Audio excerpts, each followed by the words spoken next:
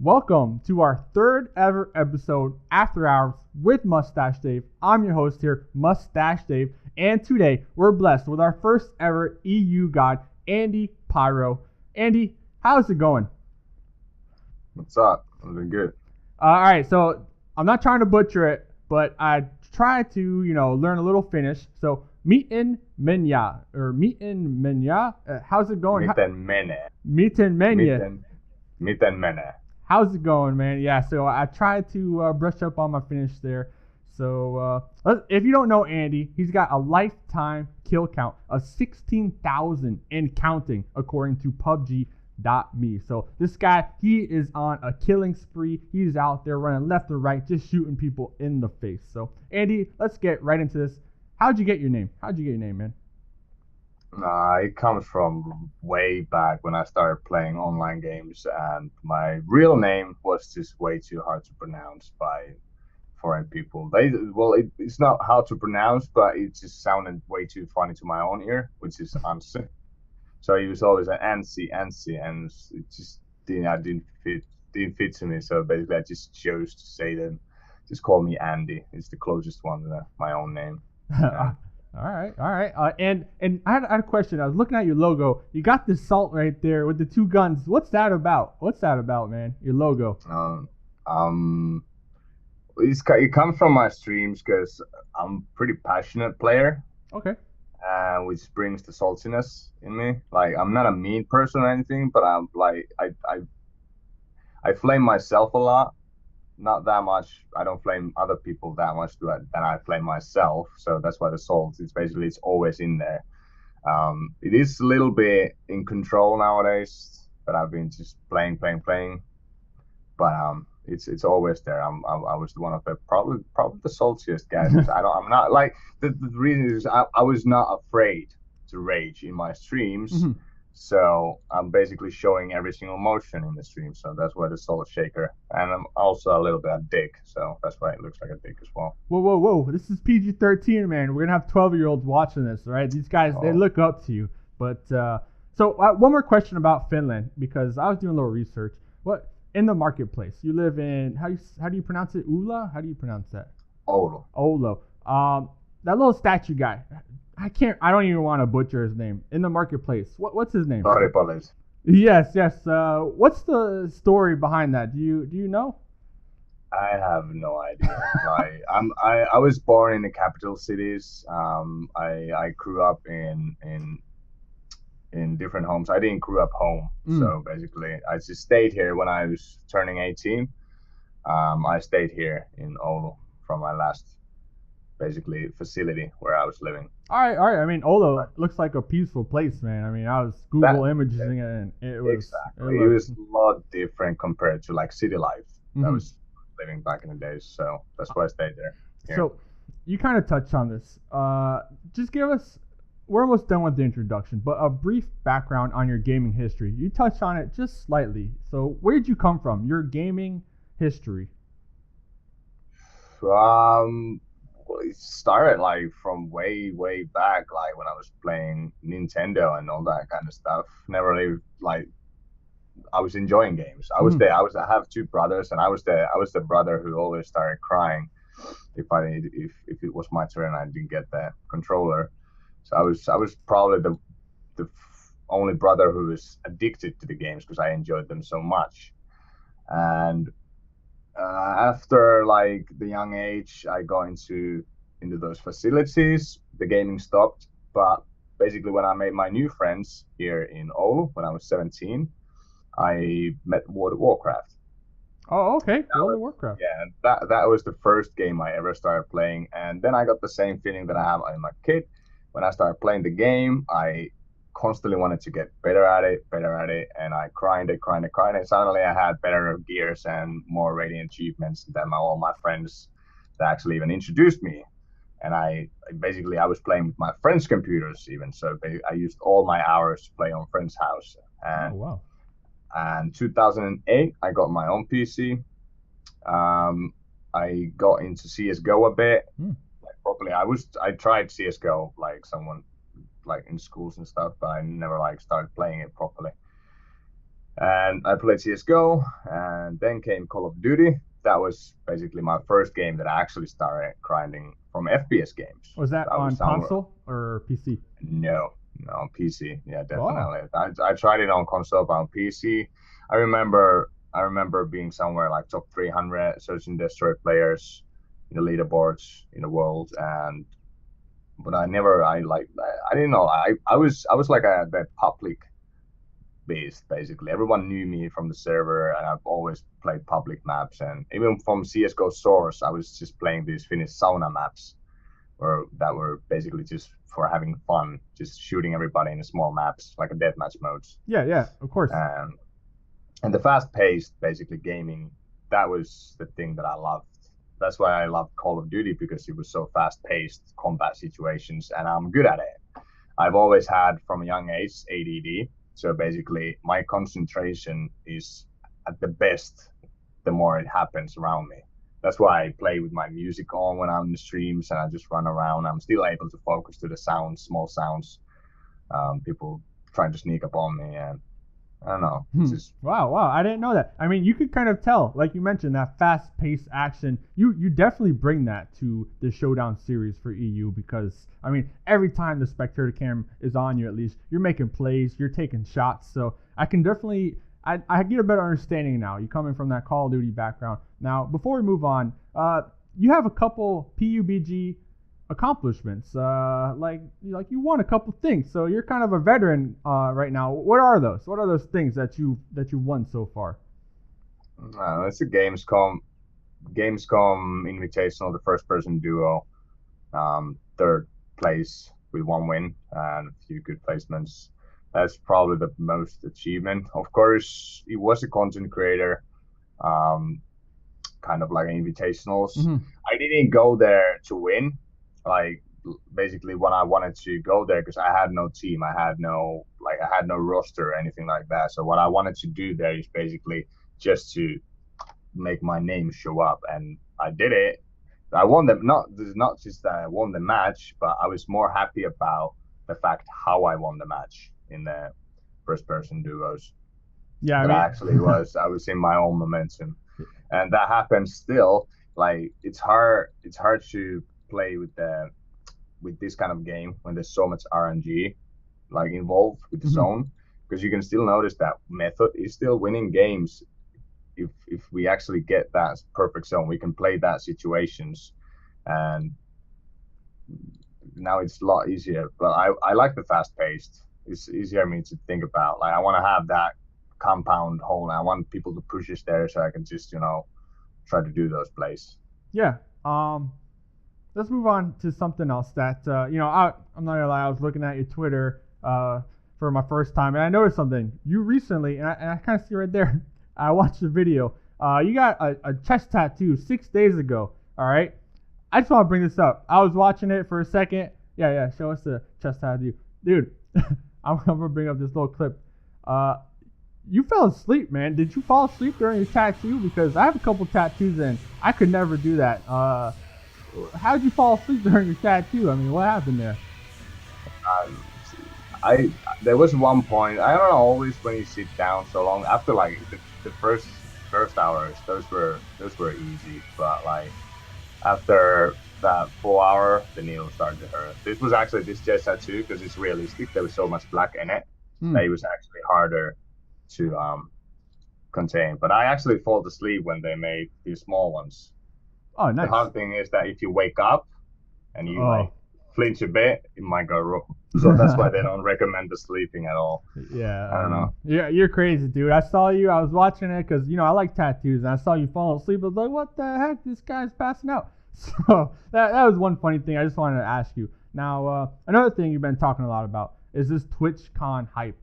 Now, why are you so excited for it? So, don't tell me you're entering the cosplay competition. It has a $70,000 prize, by the way. So if you didn't know that, you might enter it now. But what's all the hype about, man? Why are you so excited to go down to LA? It's my first time in US. I've always, from a little kid, I've wanted to go to US. Like from like 5-year-old, I've wanted to visit America, And the way I'm visiting it now is gonna be a long trip. I'm flying tomorrow. I'm gonna be at Twitchcon, and I was invited into the Omen Challenge by HP. So there's gonna be a pretty different tournament, duo tournament. I'm playing with Sequisha, and it's gonna be tough. Everybody, if someone wants to see, you could go check out from YouTube Omen Challenge, and you'll see what it's like. And then after the TwitchCon, like basically I'm gonna go meet all the friends that I've met. Like I've got to know so much, like people from America that I want to meet, and new friends, and I want to spend the weekend with them. And then I'm gonna go 2 weeks to Las Vegas, and that's gonna be like the first time you go US, 2 weeks in Las Vegas. I'm not like sure should I laugh or cry. This guy is going to be partying it up. He's going to come back, no money, so he's definitely going to get on that grind. So, hey, I wish you all luck, man. I hope you enjoy all the food, all the company, and, make sure to keep us updated on your Twitter. But we're going to throw it to a quick break. We'll be right back, and then we're going to dive into some little serious questions for you people out there wondering, a little more detailed things. So, just stay tuned. This is After Hours with Mustache Dave. I'm your host, Mustache Dave. This is AndyPyro. We'll be right back. All right. You guys thinking a little bit of school? You thinking a little bit of military? What are we doing? Stauber. What did he say? I think he said Stauber. He did not just say Stauber. Stauber. I have literally no idea what you're saying. Stauber. Yo, we can't hear you, dude. Please, for the love of God, make this stop. Alright, dude, I think it's time for you to get a mod mic. The Antline Audio Mod Mic 5 offers amazing audio quality and can be attached to any set of headphones. For more details, visit antlineaudio.com. Alright, guys, where should we drop this time? Let's go military. Oh, yeah. All military, my man. Andy! Hey! Can you hear me? Welcome back.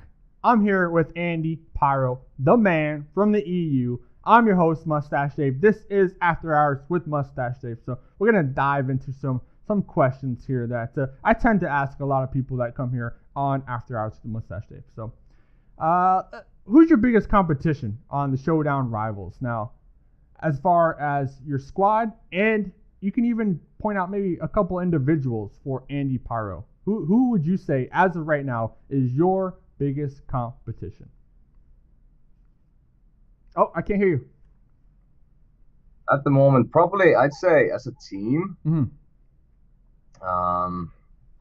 As a team, there's G-Core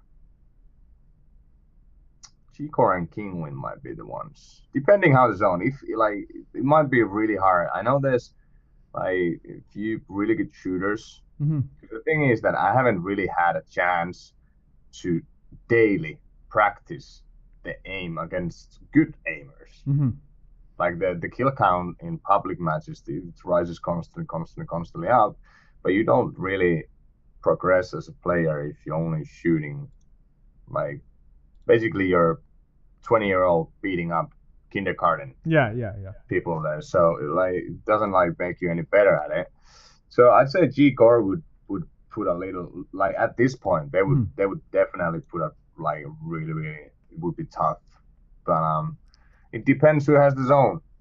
If we don't need to move anywhere, I would say G-Core would be really hard team to pass by, and Kingwin as well, because I know Kingwin has really good and unique players who can aim at the moment really well.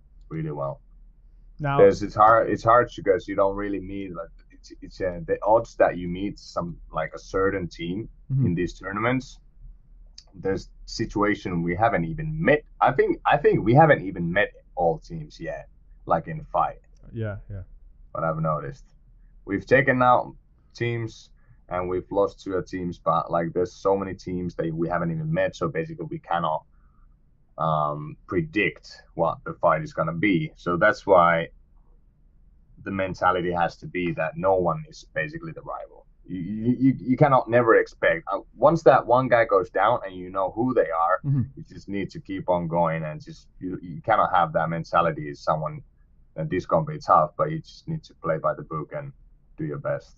Yeah, that's an interesting point because, I never thought about that. So, kind of what you're saying is every showdown that you go into, it's kind of like a new game because you don't know who you're going to run into and if you're going to be in a repeat fight with the squad that you fought in the past or a completely new squad with different tactics, different strategies. So very interesting. I actually never thought about that before. Now, it's a good thing. That's why the ambushing is one of the key points of that game, because there's not a good player who can avoid ambush. If you're being ambushed, no matter what team it is, G-Core, if they get ambushed in the cars, they're dead. If any Penta or Kingwin or anyone, if they get ambushed while they're running on the open or driving the car, they're down. That's how you get the teams, but you need to basically, it doesn't matter how good shooters they are, if you play the book well in different kind of situation. We've made one example was the point where this funny call that I called that, let's go into that wooden shed with energetic. We saw that, all right, people went to the military zone. They're going to definitely come from there. We're going to take this bike. We drew it to the wooden shed. And me and Energetic, we both were just sitting there in the most, you would never expect anyone to be there in that wooden shed. And we shot 4 guys down, wiped the squad instantly. I got messages afterwards. Was that planned? Could have not been planned. Yeah. No way. I mean, surprising them. You just completely surprised them, took them out. They didn't expect you guys to be in that shed. All right. So, okay. So I'm following now. In your opinion, would you have any advice that you can give to new players who are wanting to break into the competitive scene? Train, make a name. That's how you get it. Basically, by playing, training, and getting into those tournaments, we notice it's at the moment, all the pro players, we are one big community, and we basically, we know each other, and we know when there's people who are coming into the scene. We do know them before they even come to the tournaments, mostly, if they actually play the game well. And that's why it's been funny, because there's been a lot of hacking happening lately. Basically, that there's all those top players, normally they recognize the hackers, and they basically, we don't accuse straight, but it's basically obvious. If there's people who we've never met in any game, any points, or have been even any kind of threat, and suddenly someone comes in and shoots everybody out. It's obvious. Yeah. You cannot that kind of skill in this kind of game. It doesn't come like that. You don't suddenly go from pugs where you don't even hold a leaderboard. If you're, let's just say that if your name is even top 10 leaderboards, that will even basically people will notice that. So it's up to you. You just need to work for it. Train, work for it, play with the team, play solo, and go into small tournament like this. At the moment, this PUBG Online, does it have only one, the Showdown, and it has also lower tier? Yep. Open series. So anyone could enter it, get a squad together and participate and try to climb those leaderboards to get into the contender series that is below your tier. So there's definitely opportunities out there. But I just want to give people, that are watching this, that want to break into the scene, just a little hope, a little information for them to actually, get up and do it. And because it's definitely obtainable. We all started somewhere, right? And yeah, exactly. So before we go, one more question now. The roles with your squad. A lot of people are curious. Who is what role in your squad? If you're following my question here, you have a guy who's always ambushing, a guy who's calling the shots. Do you guys have particular roles, or do you work together as one whole squad to kind of make decisions on the fly? We at the moment, we're still basically finding that we're trying to have in the shot calling comes. It didn't work out when Raptor was shot calling. It was obvious. It was way too much.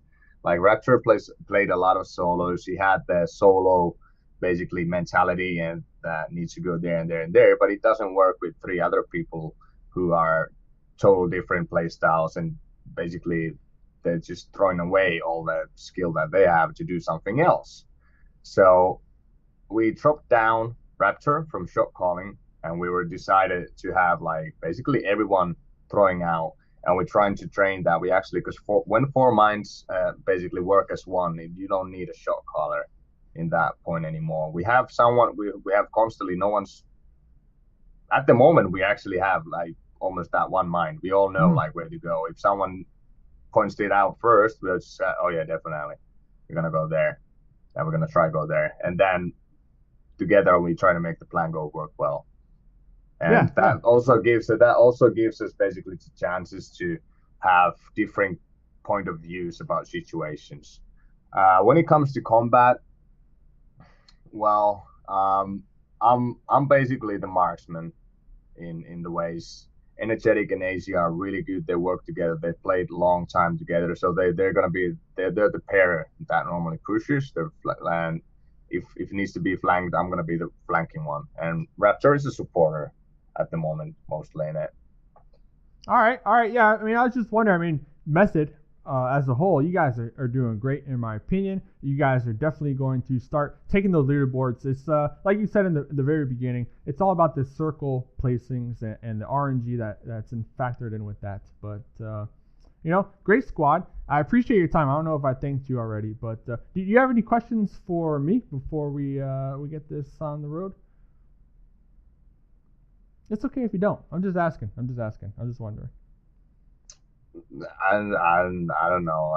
I've had a long day tomorrow to US. I'm gonna be just 17 hours in an airplane. Let's go. All right. Well, if you ever get in trouble and when you're down here in the US, I mean, I'm on the other side. I'm in Florida, but definitely shoot me a DM. I'll be like, hey, this is what we do over here, or don't order the pork chops at IHOP. There's some things that I know, but I appreciate your time here, Andy.